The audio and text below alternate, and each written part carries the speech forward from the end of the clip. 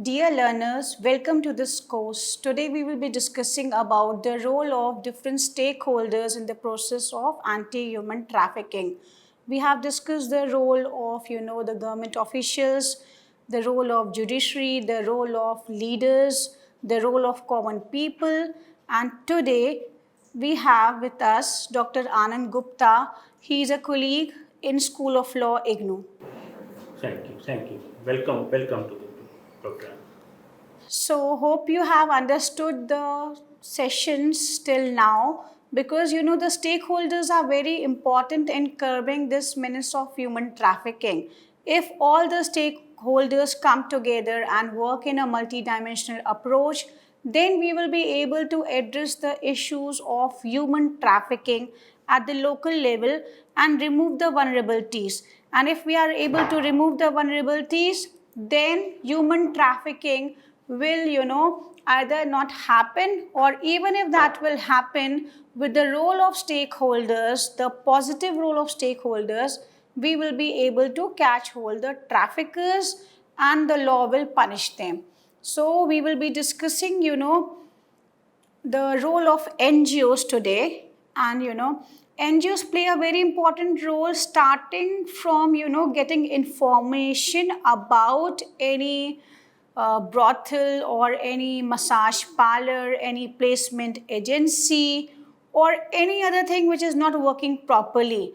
So NGOs play a very important role, and I would just request my colleague Dr. Anand Gupta to say further. Yeah, thank you.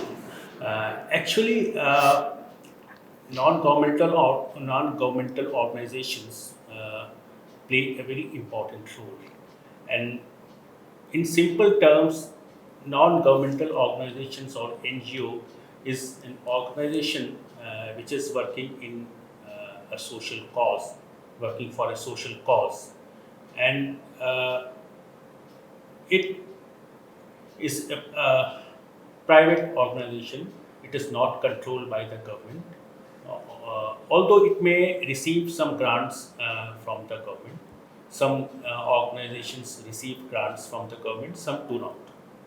Uh, and Now it is believed that government institutions and NGOs should become partners in all the social issues. And when we talk about the human trafficking, NGOs has a very important role to play. It can work a link between victim and the governmental organizations, and it can also provide support to the people, support to the victim.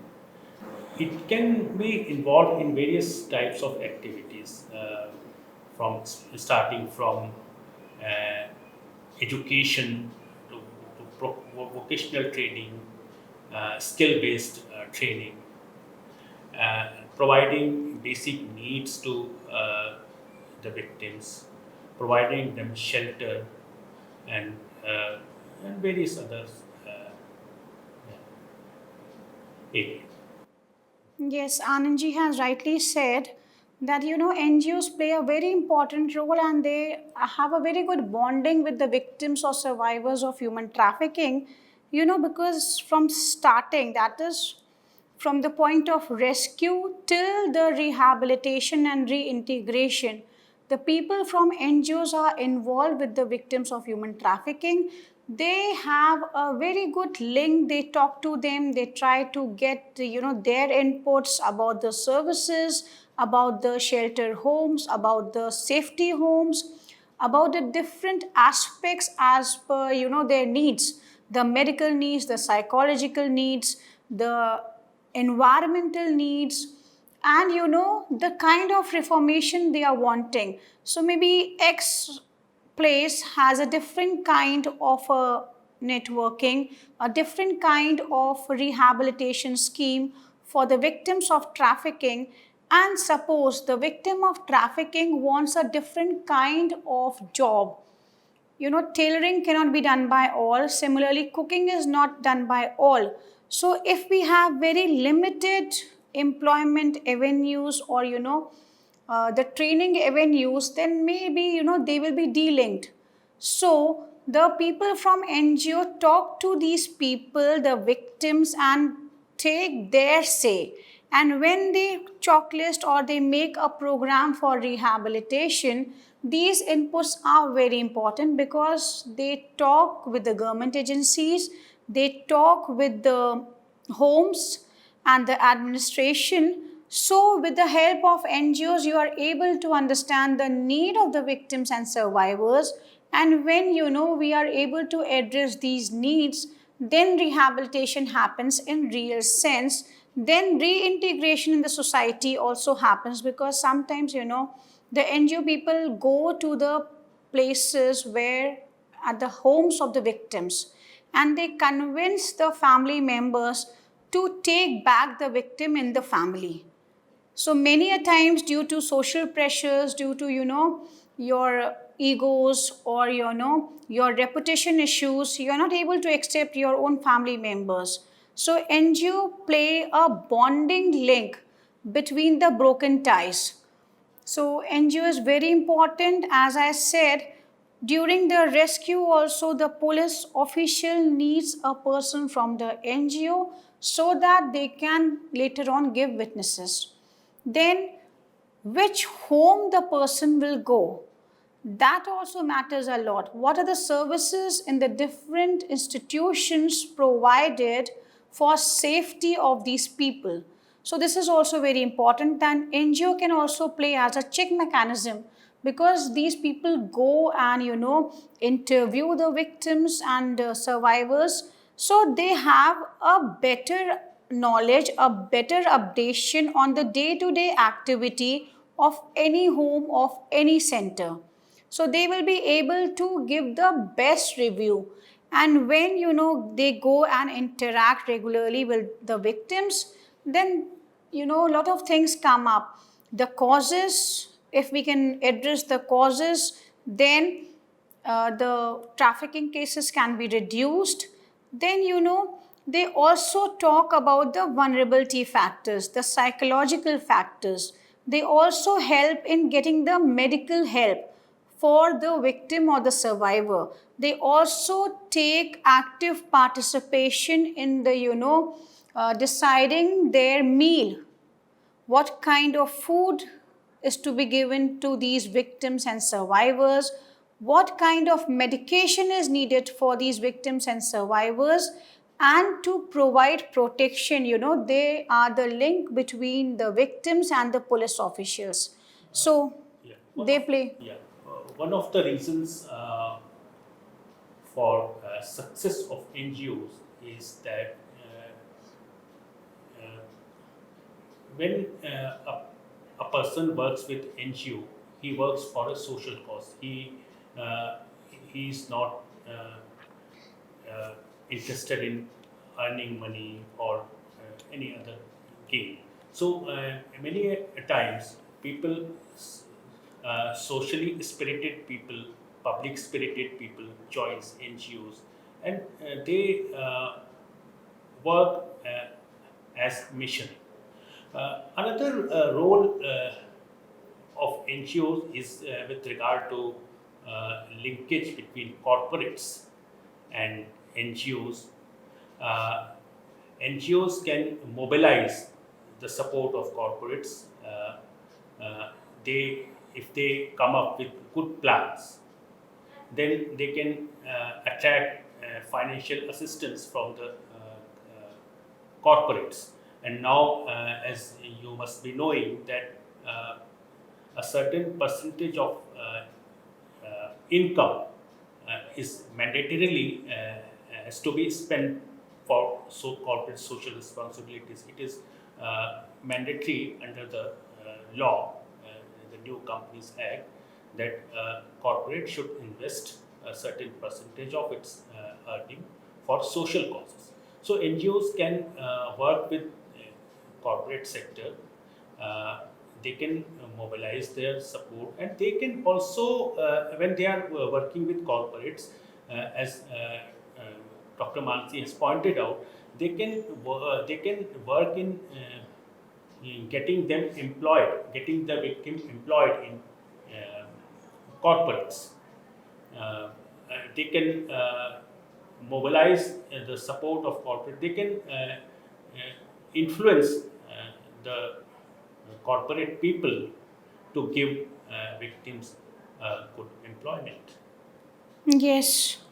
So, learners, corporates play a very important role as per the CSR activity, as Dr. Anand just said.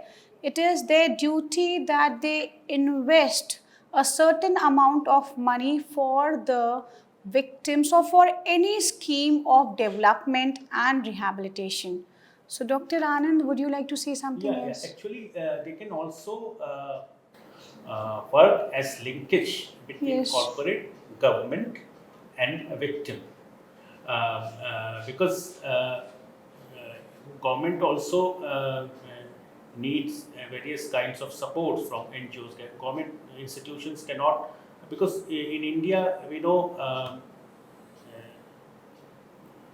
the size of population we have, and the heterogeneous nature of issues. Government organizations may not have that kind of expertise or resources to reach out to every victim. So NGO play a very important role in this connection, and they can help the government to prosecute, protect, and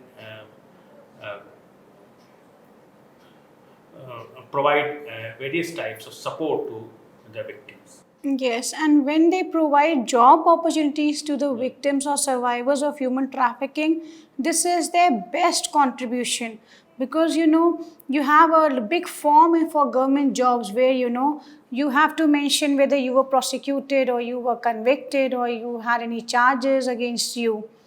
In the corporate world we do not have these forms. Yeah. So as per the basic of your on the basis of your qualification, your experience, they will provide you job opportunities. And in cases of home verification, in cases of women victims or children victims, or in cases of people who cannot speak for their rights or who don't know about their rights, the NGOs play a very good role. Then they have a lot of contacts with the police officials, with the advocates in the area, with the social service people, so they can also bring out some needs. Maybe the educational needs, you can provide them books to for education. Maybe for skills you can hire some resource people and you can just send it to the homes and they can be trained. So NGOs are a very good service providers because they try, and as Anandji said, that they just do it with commitment. They are committed people, they are experienced people, they are from different fields having different backgrounds. So they really help the people in their rehabilitation. They prevent re-trafficking of the victims and survivors. They become a link between the family members and the society and the victims, and they always try to bring a balance or a victim centric approach whenever any decision is taken by the authorities for the victims. Yes, Anandji. Yeah. Another point which I would like to make here is that when NGO work in a particular area, it can work with flexibility. It can change strategy as per the needs. Yes. But same is not possible. The same flexibility may not be possible with government departments, with government organizations, due to various technical things, various red tapeism, Yes. the five movement issue. So NGOs can work with flexibility. It can mold relief as per the needs of the victims.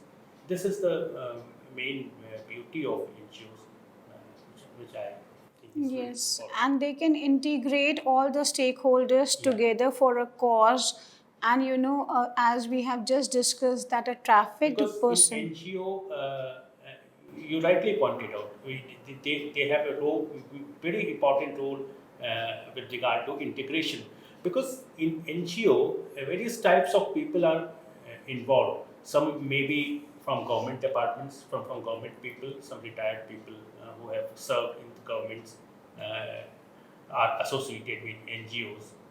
Some corporate peoples are associated, some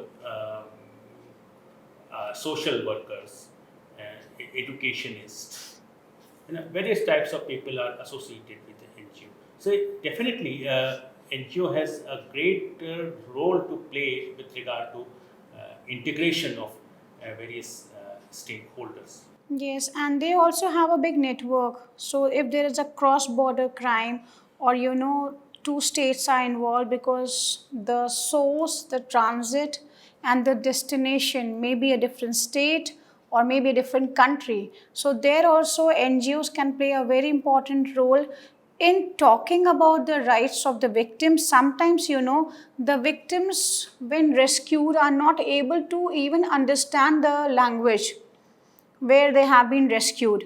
So there also NGOs play a very important role in bringing translators, in understanding their background, and providing a person who can talk to these victims and who can understand their language.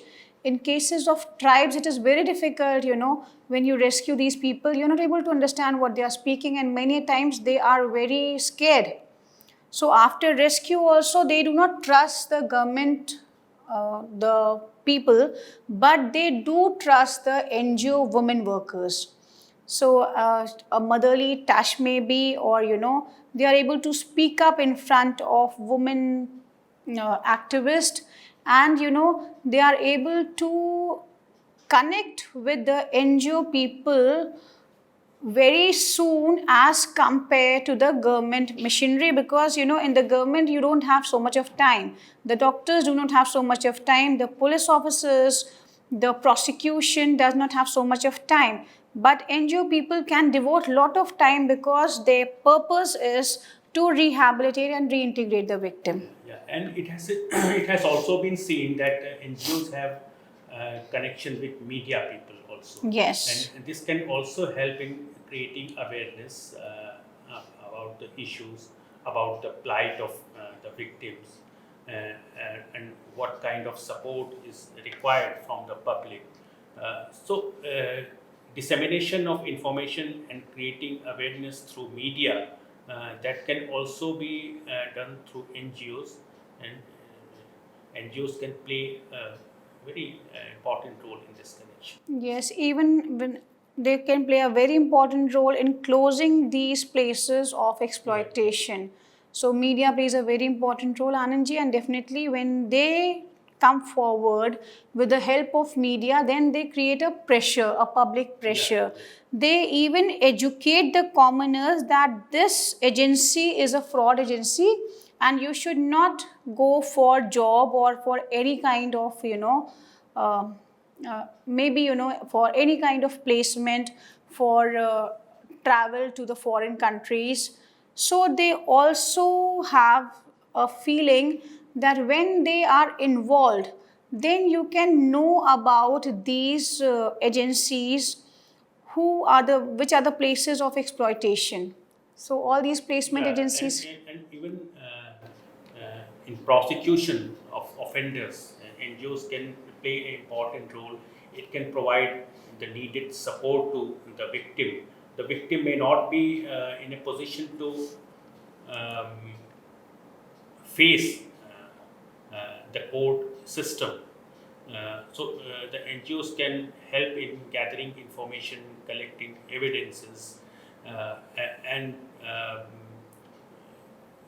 fighting the case on behalf of the victims. So this can also be done by NGOs. And Yes. NGOs has played a very important role in this also. Even in getting the details of the missing Yeah, persons, they yes. have helped a lot.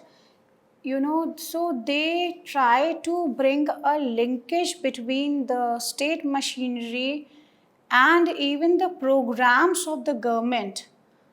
So, they also create awareness about the different schemes and programs of the government of India and the state governments, so that these victims and survivors are able to take benefit of these programs, because we don't know about a lot of programs of government of India and the state machinery. So they also popularize the program of the government, and they are able to become a medium for people to come forward and take benefit of these schemes. You must have seen, when you go to open a bank account, or to get a subsidy, it is so difficult to fill up all the forms and to get all the necessary information. So there also they play a very important role.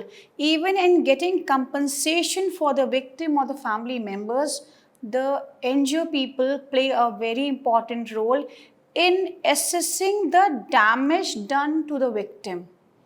So, they also help in the court proceeding, as Dr. Anand has just said. And many a times, they do a lot of paperwork before they go for a case. So they are more prepared, they are more updated in terms of law, in terms of the, suffering the victim and his family members have suffered. So they are able to negotiate even with the corporate.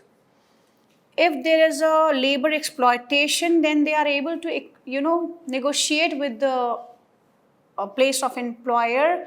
So with the employers they can negotiate, and they can bring a good compensation scheme for the victims of human trafficking.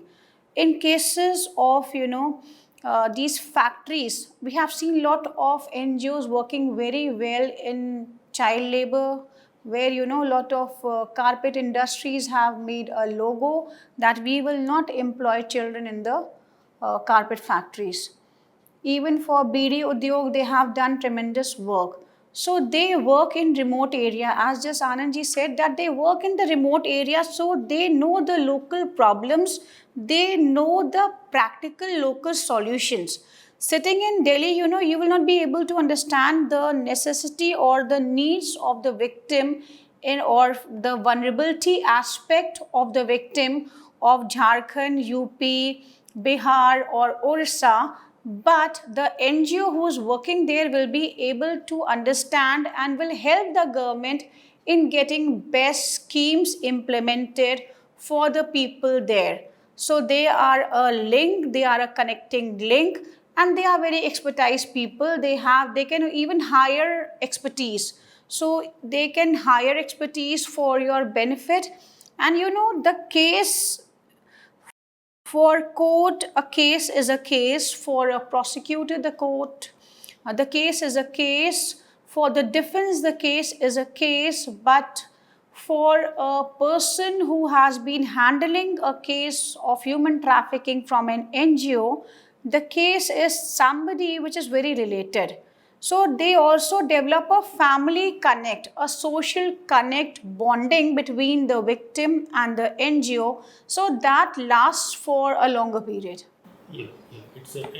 It's provide a very important linkage, and it in a way give a human face to the system, to the entire system which is involved in human trafficking, starting from tracing the victim and rehabilitating her.